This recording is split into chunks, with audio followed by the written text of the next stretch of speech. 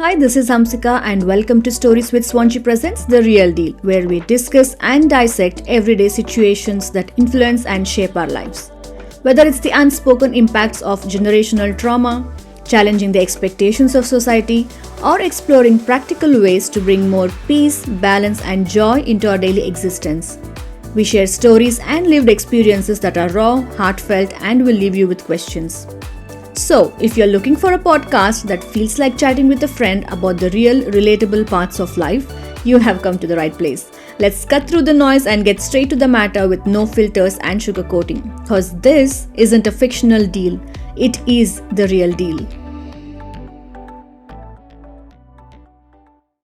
Hello! Another episode, guys. Welcome back. And I really hope you have enjoyed listening to my intro series. And from this episode onwards, we are going to be talking about a lot of different topics that probably have shaped most of us. Um, we have learned through these, stigma topics that not everyone talks about. We have lived through those experiences and probably still living through them. So, we are going to discuss a lot about each of these topics every week. So, the topic that I've selected for today is the good girl image. I probably have lived through this my entire life. I always wanted to be this good girl that everyone approves of, everyone is happy about. And I'm pretty sure there are a lot of you out there who have gone through the same phase or are still going through the same phase. So, what is this good girl image? I know there are a lot of girls from this current generation who can, still relate to this, but I think the percentage is much, much higher for everyone out there who are from my generation, who like were born and brought up in the 90s.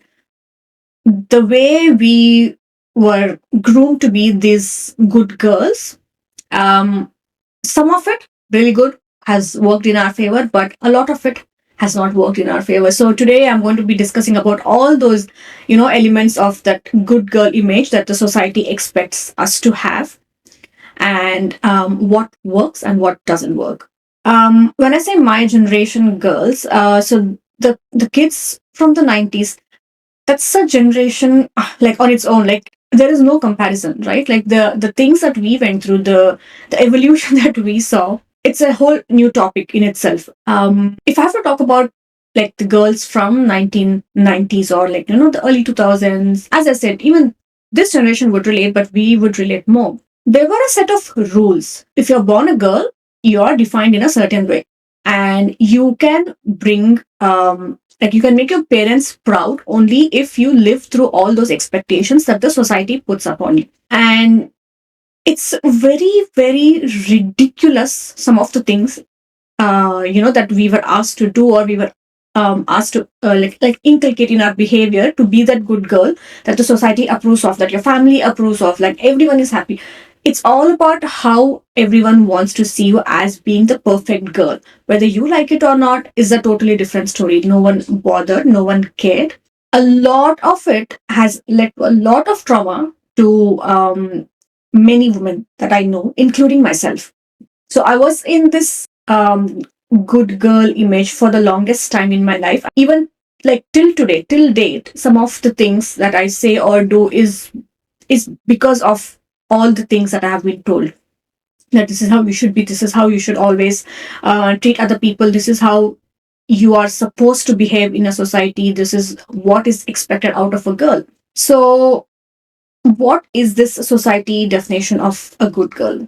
Someone who follows all the rules, right? Like basically, you're a yes person. If you have listened to my intro series, I remember I spoke about how I was always a yes girl. I would always say yes to everybody to make them happy. I was a people pleaser. So any good girl image that was being put into our heads by the society, like dictated into our heads by the society, had this people pleasing thing all the time. It's written all over. Like no one like openly says you have to be a people pleaser, but it's understood that that is what you're supposed to be. Someone who says yes to everything, someone who follows everything their parents actually ask her to do, someone who doesn't raise their voice, who doesn't say anything back, If someone is talking to you, you have to just listen. Your job is to listen. You cannot say anything back. A woman is not supposed to say anything back. Her only job is to just nod.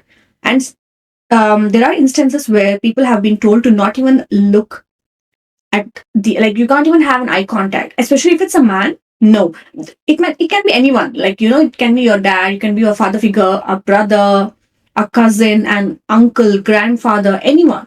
You just cannot look into their eyes and talk about anything. Like, you can't answer back. You just have to do whatever they ask you to do. So it was like a very I don't know, like a submissive kind of society rule that they had for this. Like, this is the society's version of a good girl, how they define. Okay, so you cannot drink. If you're drinking, even if you're a social drinker, you don't have to be a drunkard, but even if you're a social drinker, then oh my god, you cannot fit into the good girl image. You cannot smoke. That's a big hell no. You cannot be a good girl. You cannot be friends with boys. So even if it's just literally a friendship, they associate a lot of words with it, and they think that your character is not good because you have friends who are of the opposite sex. You're supposed to only like be with women, and if you're not following any of these things, you of course don't fit into the mold, so you're not a good girl anymore. You cannot speak in a loud voice, like, or a loud tone. You have to be always soft spoken. You cannot raise your voice against anything that's happening. You just have to shut your mouth and go through everything. And then there are things like decision making. Of course, you cannot take any decisions because when you're a good girl, you listen to your family, you listen to your parents, you listen to your elders, you do whatever they ask you to do. Be it, for example, if you have to do, if your career aspiration is you want to be, like, say, a dancer, singer, whatever. But no, if your parents say you have to be an engineer, you have to be an engineer. If they ask you to become a doctor, you have to become a doctor. I know there are a lot of girls who stood up against it and who have done whatever they have to. Like, kudos to you all. But what's the percentage, guys? It's very, very little. At least now, girls are much more bolder than how we were back then. We used to be scared of every damn person. Like, you don't even have the guts to go and talk about things openly. You don't even have the guts to say what you want to do, what you want to achieve. So it was really a very hard time growing up because of all these things. Of course, not saying there were no good moments. Of course there were good moments. No one is sitting here and saying every damn thing that has happened to me in this life has been bad. No, I'm not sitting here and saying that, or I'm not saying that people only go through bad experiences or people only went through bad experiences back in 90s. But these are all the things that have shaped us to be who we are today. Some of us are still struggling because of all these things. Even for me, for example, because I was always told to not raise my voice or like show disrespect to other. Like, it's considered disrespect, right? If you raise your voice, it means you're showing disrespect. You cannot say anything back. If you're saying anything, oh, she has a lot of attitude. Oh, she has the arrogance problem. I get it a lot. Like, now, because I've started speaking up and I give it back to people because they were not used to a version of me giving it back to them. They were only used to a version of me listening to whatever was coming. It was only incoming. There was no outgoing until, a lot of years. So now if I stand up for myself and if I say anything back, they kind of feel that I'm arrogant because, like, I'm literally giving it back on your face. They feel like I have a lot of attitude, I've changed a lot. But honestly, I'm so glad I started doing this. I don't care what they think. You like, anyone out there can call me like I'm the most arrogant person ever on earth. I'm fine with it. As long as my peace is with me, as long as I'm peaceful and, like, not suffering because of what someone said to me, and then, like, living in that guilt that I didn't give anything back. All my anger and frustration was within myself back then. I would say so many things when I'm on my own or with my husband, and I would say, oh, they did this to me, that to me, and I'm saying every, I'm saying all these things to him, and he just asked me, did you say anything back or did you just listen? And I'm like, no, I didn't say anything back. So what is the point? But now I am 100% so much better. So I don't mind if anyone calls me arrogant. If you think I'm arrogant, good for you. That only means I'm drawing my boundaries with you. That only means you have probably made me feel very bad about myself or try to put me down. So that's why you are feeling that my response is now filled with arrogance. Um, yeah, so we were talking about decision making. So career is one aspect. Probably you cannot. And then is the marriage. No way a good girl will ever go and, fall in love with a person. No, that is not going to happen. That cannot be a possible. And if that happens, you are no longer a good girl. So that definition, so there is a crack. Uh, Whoever your parents look for you, you are supposed to just, nod your head and just go ahead and, say yes. In most of the families back then, like the girls were not even, asked if they want to meet a boy, if they're even interested in marriage at such young age. No one like even bothered. It's like your parents take a decision, you just have to like say yes or no. They might ask you if you like the boy or not. If not, then they might look for another prospective groom. But like no one asked if you even want to like get married this early, if you're prepared, or they didn't feel like the girl needs to have a say in such a big decision. It's the biggest decision of your life. It's a make or break depending on the life partner that you get. Regardless of whatever age you are, if you don't end up getting a good life partner, your life is like screwed totally. So it is such an important decision. And regardless of whatever anyone says, that in India, marriages are not just with two people, it's with two families. That is, yes, 100% true. And in the coming episodes, we are going to be talking about those ones as well. But any given marriage, who are the two main people? It's like, the male and the female, or whatever your preference is, whoever you're marrying, they are the most important people. And if one of them is not even being asked what, um if they're happy with this relationship, if they want to go ahead, if they want to get married to this person and live their entire life, no one bothered. And if I'm not wrong, there are a lot of places, like even now till date, where the girl has no choice. The parents decide whom she has to get married. Everything will be talked, and then she is married, and then she's off. So if you're rebelling against all these things, if you're saying no, you're not going to get married to the person they show, or you're not, falling for their trap or whatever, then you're not a good girl. That's it. There is that black dot on your character. Oh, she doesn't even listen to her parents. She went against her parents' will. Some of the parents I have seen, they even disown their kids just because they went and married the person that they fell in love with. It's beyond my understanding how people do something like this. End of the day, it's your blood and flesh. It's your kid. No one would want to get married without your blessings, right? Like no one would want to get married without their parents' blessings. But what is the point? Just because you didn't, be that good girl, you get disowned. And then after marriage, as soon as you get married, that means you have to forget your family, move in with the in-laws, take care of the in-laws, take care of the husband. That is your family. Your priority is there. You cannot go and sit in your mother's house. Then that becomes your mother's house. Your home is now your mother's home. And your husband's home is like your home. Who wrote all these rules? I really don't understand who wrote all these rules. And people judge you so much based on all these things. Regardless of however you get treated at your in-laws' place, you have to shut your mouth. If you say anything back, oh, she's not a good girl. ನಾವೇನೋ ಒಳ್ಳೆ ಹುಡುಗಿ ಅನ್ಕೊಂಡಿದ್ವಿ, ಇವಳಿಂದ full ಬಜಾರಿ. Like translating to, we thought she's a good girl, but she turned out to be like a very loud person.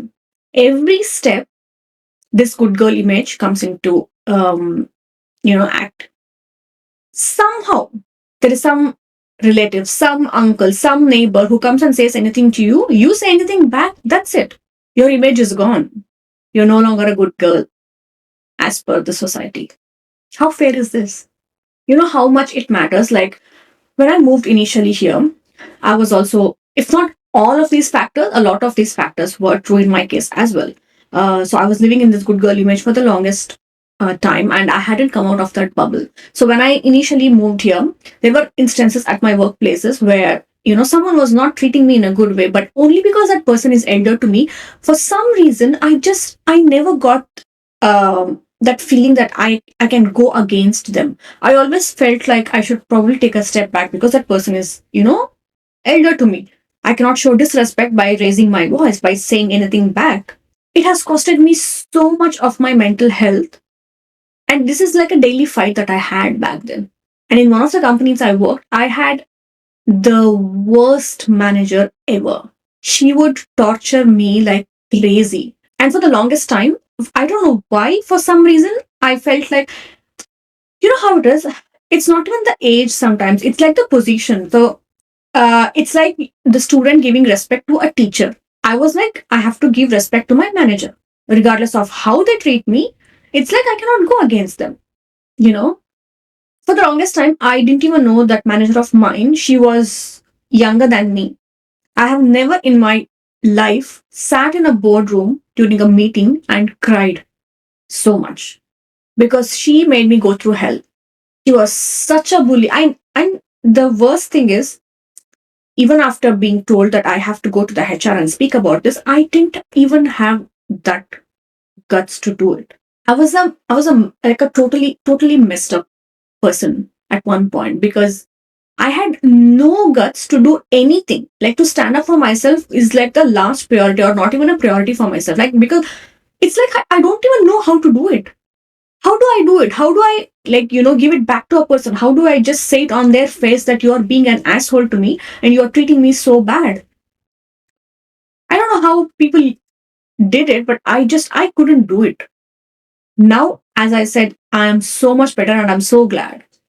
But back then it was a big struggle. And all because I was thinking I cannot go against this person. Like their position is of a manager. It's like they're my teacher. If I'm a student here in this company, this person is my teacher. How can I raise my voice against my teacher? How can I say anything back to them? A lot of us are like this. Some of us are still in this bubble. And I really suggest for that bubble to pop and for you to come out of it. Because for me, it has worked wonders and I'm sure it will work wonders for you also.